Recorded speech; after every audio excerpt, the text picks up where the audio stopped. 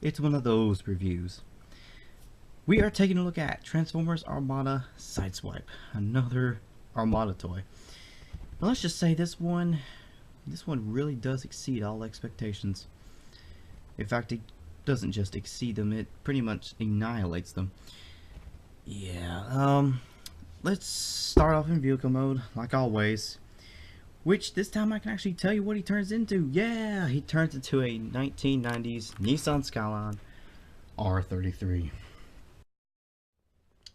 Now, I'm not saying this is a very bad car, but I'm saying it's a very stupid car to transform into, at least for a Transformers toy. Now, the Nissan Skyline has been around for a very long time, since around the late 50s. And they were always known for being very utilitarian looking cars. They look like your typical standard generic sedan, but they're more than that. They're incredibly fast, they have really good handling. They were basically sports cars for the everyday common man. Well, unless you're a complete car nut, you are not going to know this. Why didn't they decide to make him one of the later models Nissan Skylines? Because this is one of the early models, well, one of the 90s models, my bad. Yeah, that's not a very exciting looking car. I mean, sure, they got the front end right, but I mean, even look at these ridiculous taillights. I will admit, the taillights on the real Skyline do not look anything like this. They're actually like two circles. They look a lot nicer, but I don't understand. I'm not saying this is an ugly car, I'm just saying it's incredibly, very generic and boring. The problem, you don't make a car that only car nuts are gonna know about. It's a cool car, but only car nuts are gonna know that. Any other typical Joe Blow is gonna look at it and be like, oh, it's a blue sedan. What's so cool about it? And from what I've experienced, most Transformer fans are not car nuts. In fact, most Transformer nuts are Transformer nuts. They usually know nothing there is to know about cars. They might know a thing or two, but no more than your typical everyday person. That's why this car is not a very smart car to go with. And if you're gonna make a Transformer a very sporty car, at least make it look sporty. At least use a car that looks sporty from the get-go. And I'm not saying they couldn't have used Nissan Skyline. They could have used the current Skyline from the generation that this thing was made from. This thing was made in 2002. Well, maybe 2001, but you get the idea. Do you want to see the current Skyline for that generation? Looks a lot fucking better, doesn't it? Why didn't they just use that? It actually looks like a sports car. It actually looks like something. I will never understand why they just didn't decide to use that one instead of this. But enough babbling on about why it was a dumb idea to make this car, well, make Sideswipe turn into this model of the Skyline. Let's talk about the actual toy. Ugh, this is going to be a long review. Okay, now, this is one of those Transformers that's littered with gimmicks. In fact, this is one of the most iconic Transformers for this. It's one of the most well-known Transformers for being, well, bad. You'll notice that the hood scoop here is sticking up a bit. Do you want to know why? Okay, what the hell is that supposed to be? Okay, so apparently this is supposed to be a super dragster mode. Making the car longer does not make it faster, unless somehow this makes the engine like a lot bigger. Because believe it or not, the engines in the Skylines really weren't that big. They were reasonably small, but yet for their small size they managed to be pretty damn powerful. But yeah, these are a little stubborn to get back together on mine. Why? It serves no purpose. It just makes the car longer. And it makes it look even more ridiculous than it did before. Well, not that the car really looked that ridiculous. It goes from boring to ridiculous. But on to the next feature. Now, one thing I really do feel compelled to point out is that I am missing the minicon. I do not have his minicon right here with me. nor do I have his little handgun, but that's not really a big problem, as we'll find out later. You'll notice this little yellow switch here, and that unveils, admittedly, a pretty decent little gimmick here. Yeah, it doesn't look like much now, but if I had the Minicon, he would be sitting right here, chilling out right here on this little platform, which will be pegged. He would be pegged right here, sitting on this platform, and press this button, and he would flip around. Yeah, it's not working very well because it's getting caught on the carpet, but you get the idea. But other than that, there really is nothing to really mention here, other than the fact that he rolls and mine squeaks. Well, let's go ahead and get him into robot mode, I guess.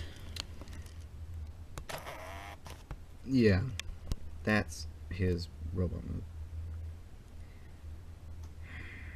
This is going to be a long review. Yeah, you see a couple of issues here. Like, for example, his kibble is ridiculous. Now, kibble is a pretty common thing on pretty much every Transformer, but, you know,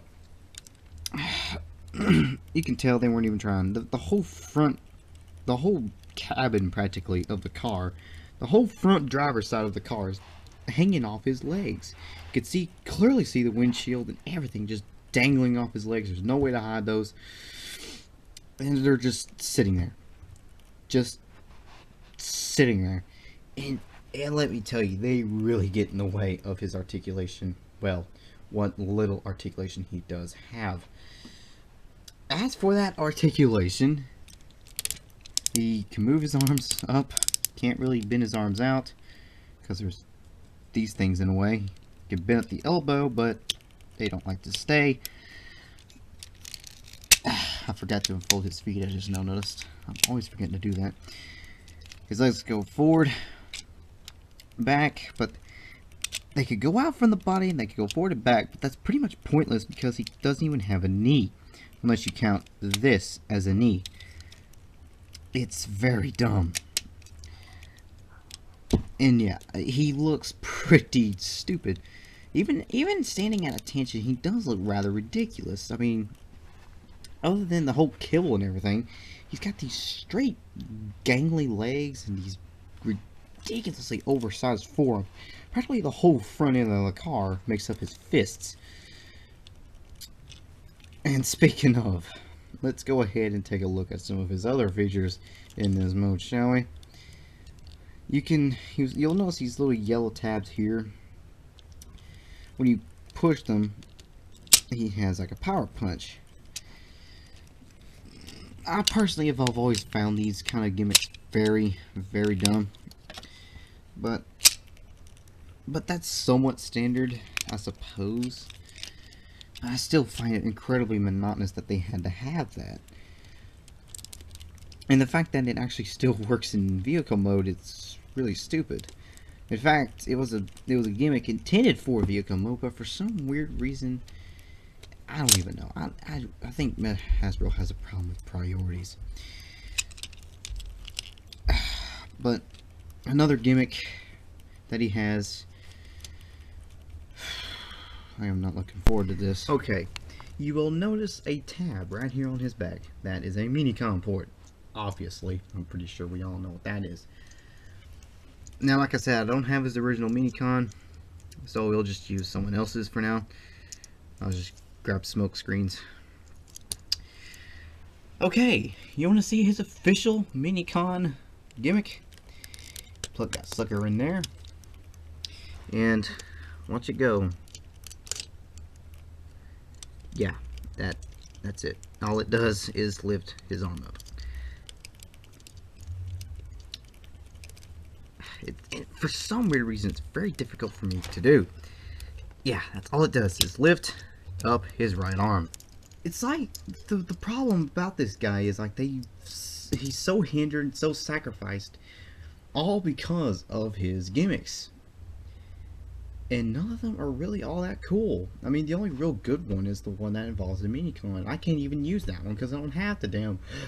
I don't even have the damn thing. It's so unfortunate, really, because overall, I would have loved to have had a Nissan Skyline Transformer that's actually good, but unfortunately, that's not going to happen, at least not now. But to be honest with you, I don't even care. I mean, he looks just so bad. I mean, he even looks stupid. I mean, he actually, to me, he actually looks incomplete. He looks like a knockoff Transformer, you know, like one of those dollar store knockoffs that you would see. In fact, if I was to see him at first glance, I would actually assume he is a dollar store knockoff. But until I realized he's got official Autobot logos on him, and his plastic is actually decent. Yeah, he actually is very well made. I can't at least say that much, but he's... I'm just speechless about this thing. I'm amazed that something can be this bad. I'm also amazed that something can look this bad in the Armada line. I know Armada toys are not known for being masterpieces, but damn, just how bad can a Transformer be? Actually, I'm not sure if I want to know the answer to that question. Well, I guess that's pretty much all I have for today.